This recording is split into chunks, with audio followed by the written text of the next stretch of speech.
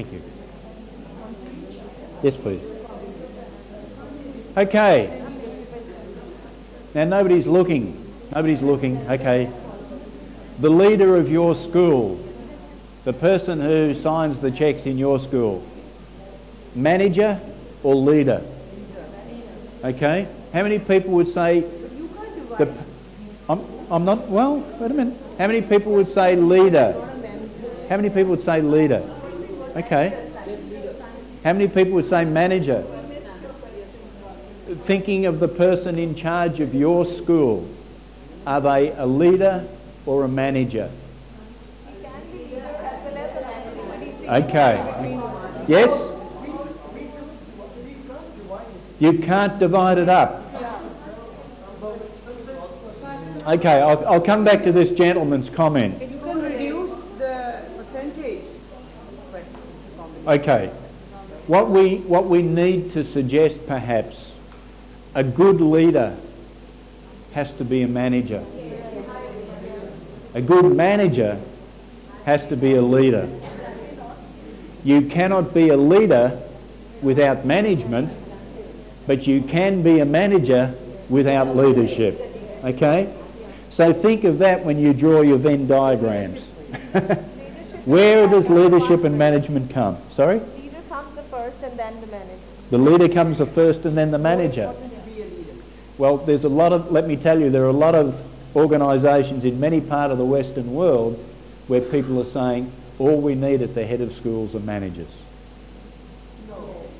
There are many places in the Western world.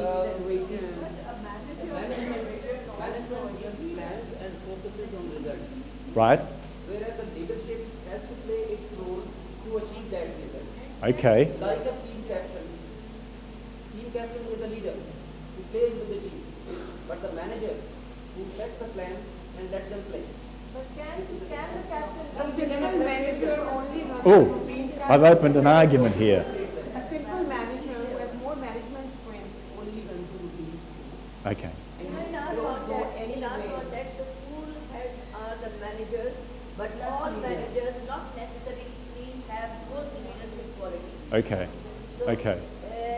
Well, there's an argument in the United States, for instance, that with the federal government making a lot of decisions about what schools have to do under No Child Left Behind, and then the state government making decisions on how to shape that and funnel that, and then the school district making decisions about what you have to do, that all you need at the school level is somebody to put everybody else's decision into place, and that's a manager. And there are a lot of people that are arguing that the way in which the system in the United States, in the United Kingdom, in Australia, is actually deprofessionalising the people in the school because they have very few decisions left. All they have to do is manage what they do. So teachers become managers because the decision making is not great. Well, that would be my argument, but there are a lot of people that are currently saying that if you take all of the responsibilities and all of the decisions away from teachers so that on Tuesday morning at 10 a.m. you're doing fractions, then all you need is somebody that follows the textbook.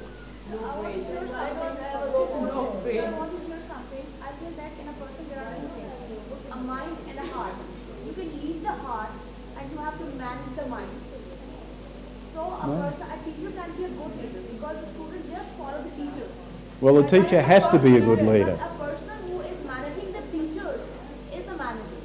Well, not necessarily. I just want to share. I just want to say one thing. Okay. Sorry.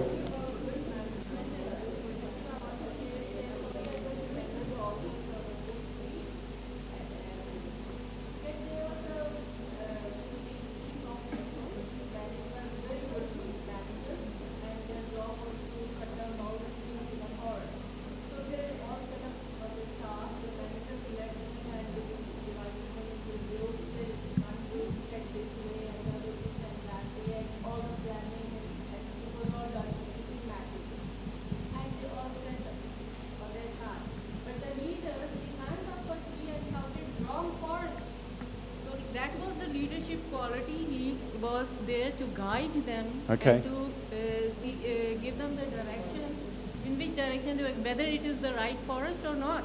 Okay.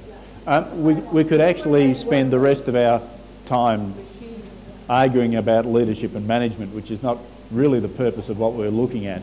What we need to recognise, however, I think, is that when we're making an evaluation of the school, we need to say, is the school managed well? In other words, is it well oiled? Does it flow smoothly? Does everything happen in the way in which it should? Is a management function.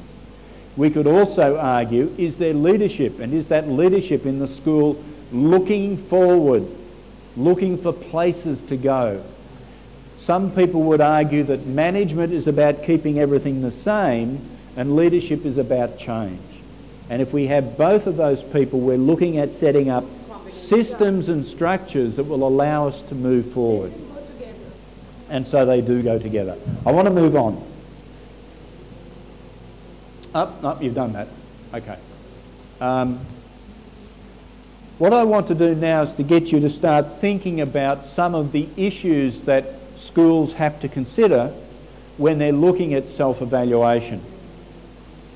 There are a couple of different ways that you could look at a school, and Stoll and Fink have come up with this description of schools.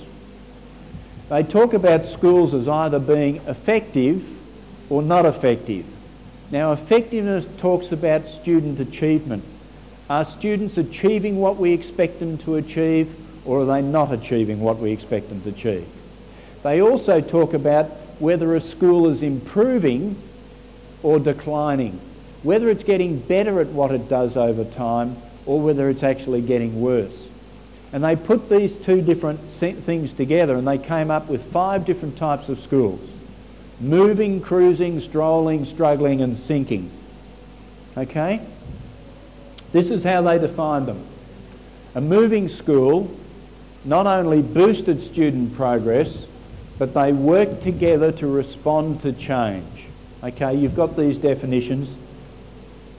A cruising school seems to be effective. In other words, it's getting good results, good examination results, but they argue that the pupils are achieving in spite of the quality. Schools that look good because they've got smart kids, not because of anything the teachers do. Cruising school. A strolling school is in the middle. It's neither particularly effective or not, and it's not improving, it's not declining, it's sort of paddling along, not going anywhere too much, just struggling a bit. A struggling school is not very effective now. Students are not achieving as well as we would like them to achieve, but they know they have a problem and they're doing everything they can to improve what they do. They're doing everything. They try new things and so on. And then a sinking school is a school where things are getting worse over time. Students are not successful. Everybody blames everybody else. It's the parents' fault, it's the teacher's fault, it's the students themselves. It's never my fault. So, if we had to characterise your school, where would you put the cross? If I asked you to put a cross on that little box that's on your handout, where would you put the cross? Is your school moving, cruising, strolling, struggling or sinking? And I'm not going to ask you to talk about it. You can do that for yourself. The question I will ask, however, is this one. If you ask other teachers in your school, do you think they'd say the same thing as you? If you ask the parents in your school, do you think they'd say the same thing? And if you ask the students, what do you think they would say? And one of the problems with school self-evaluation is that it's a blanket coverage. You're looking at a whole school, whereas in fact, every single school in the world has many different things that it's trying to do at the same time. It's trying to do all of these things at the same time, some of which will be effective and others will be not so effective. What I've given you is a handout. What I'd like you to do in the next minute or so is just to consider, where are we? I want you to think of your own school. Just put a tick. Do you think you're moving, cruising, strolling, struggling or sinking for each of the categories that we have listed there? Just run down very quickly your first thoughts. Too much time on this. The reason for me to give this to you is to suggest that this might be an opportunity that you could use in your own schools. Do you think, for instance, that your colleagues would have the same pattern as you? Or do you think that there are colleagues that would have different opinions to you about where your school would be? Now, this would be one way in which you might start having a professional conversation about where your school is.